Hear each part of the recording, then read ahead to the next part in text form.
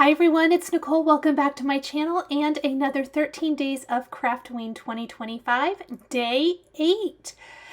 Each day during Craftoween, I am having about a 10-minute video for you featuring that day's dies. Today we're going to create our cute little spooky sips card using the cute little skeleton mug.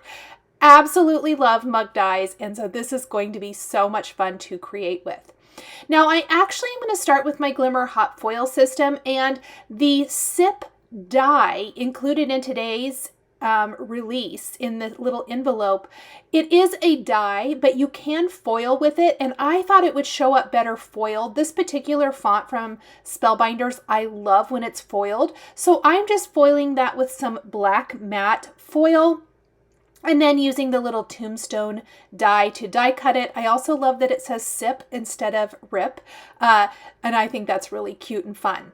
Okay, so now that the glimmering is done, it's very minimal glimmering, and that is definitely, you don't have to do that at all. I'm going to take a background stamp from Hero Arts. This is my all-time favorite texty Halloween background stamp. It's the Nevermore stamp from Hero Arts, and I stamped it with clear embossing ink, sprinkled on black embossing powder, and I'm heat setting this. It is not going to be an overwhelming text background. It is a tone on tone, but it provides this awesome glossy effect that I love. Now to help kind of frame up what we're going to create on the card, I'm actually taking a pouncing tool and some white pigment ink and going around the perimeter of the card with my white tool.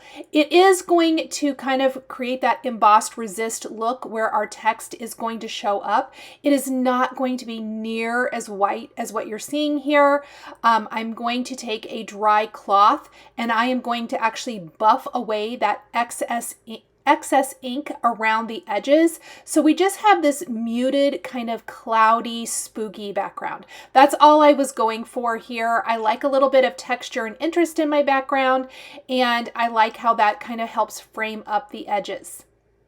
Let's go ahead and put together today's dies. So for something a little bit different, I did decide to do a gold skull mug today. I have used some gold skulls on some of the other days during my Craftoween cards, and I thought it was particularly cute with what we're going to do for today. So I'm taking all of the little elements. You can see all of the dies you get here. They're shown on the screen. They come in the little envelope. It really also provides great inspiration or instruction on how everything goes together.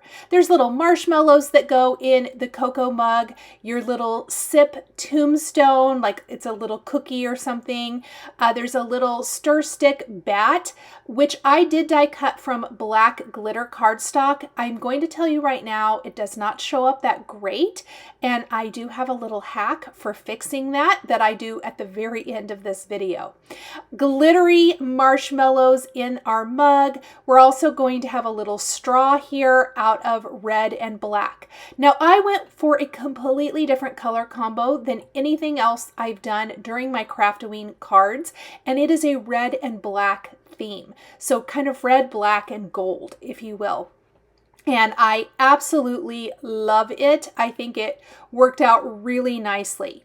So as I was contemplating my card, I decided it pairs wonderfully with the day 3 poison bottle, and we're going to be using that in conjunction with our skull.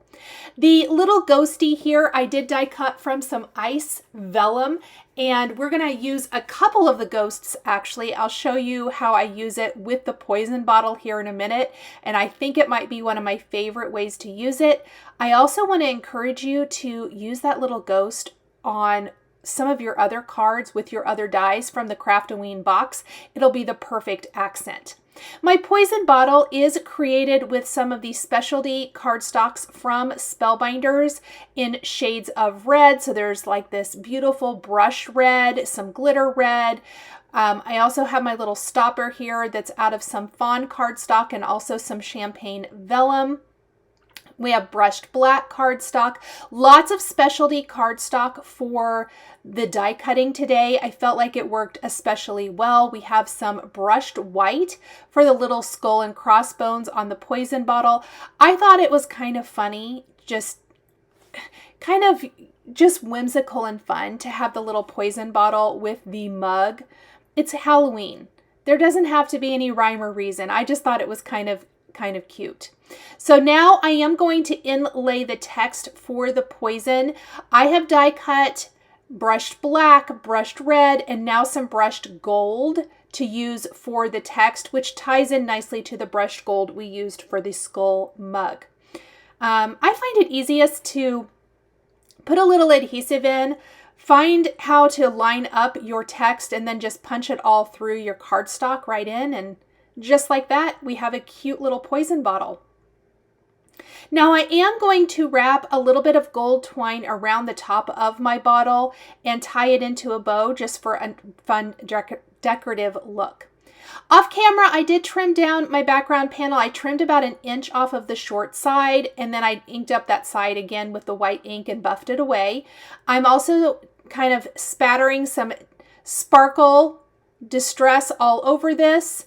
And then I have stamped sentiment from the Craftoween box. Cheers to soup.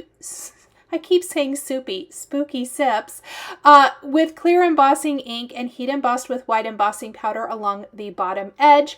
And the reason I cut down my background is this background panel here, we're actually going to pop up the rest of our panel right above this. And I'm going to put a little red strip and kind of divide the sentiment background from our stamped, embossed, and embellished background. Just the barest little bit of this red is going to show through, and then we're going to pop up this entire panel right on that black background. I'm going to use some long foam adhesive strips for that, and then simply line that up and pop it up there. I love the sparkly distress. I love the text. It just makes the background so interesting, but yet it's very tone-on-tone-ish, so it doesn't take away from what we're adding on top. Next, we're going to put our 2 big elements. Here is my poison bottle with the little ghost peeking out from behind. Isn't that cute? And some gold string tied around the top of the bottle. We're going to just pop both of these pieces here. And then I thought that the eyes and nose for the skull mug were so cute. They're these whimsical little heart shapes. We're actually going to die cut them again. We cut them from brushed black for the mug, but I've die cut them from that brushed red to make a scattering coming up from in between the two for my card, and I love that. Now, what is a mug of cocoa without extra marshmallows? I actually dipped into my Merry Mugs set for Spellbinders, and I cut a few additional marshmallows from that set. I absolutely love this set. It's a couple years old now, but I still use it all the time, and I will be using it again at Christmas time because it's a favorite. But I'm going to just tuck a few more little sparkly white glitter marshmallows around this little scene, and we're going to finish with some Opal Spellbinders gems scattered throughout the card. So I'm just going to kind of incorporate these all over to finish off the design. We'll glue this panel to a white top fold card base, and that is really about it.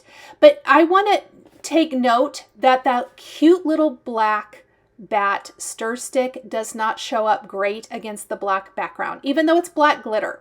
So what I did was I die cut it again from white. I just cut off the bat from the stick part itself, and we're actually just going to glue it slightly offset back behind our bat, and it is going to make that really pop now so that you can definitely tell that it's a little bat stir stick. I could have cut it from another color, but I just love that, and see how you definitely get that vibe. Thank you guys so much for joining me for day 8. The supplies I used are listed and linked below the video here on YouTube, and come back tomorrow for day 9. See you later. Thank you so much for joining me today for another paper crafting tutorial. I love being able to share with this incredible community of crafters. I want to give a huge shout out and special thank you to my amazing Patreon members. If you're interested in joining Patreon, please click the link in the description underneath the video here on YouTube. Patreon is a private community where you can support more of what I do. There is exclusive content, information, and behind-the-scenes content. Top-tier members will receive a handmade birthday card during your birthday month, access to D-Stash, and monthly exclusive lives, plus so much more. We would love to have you join our growing community.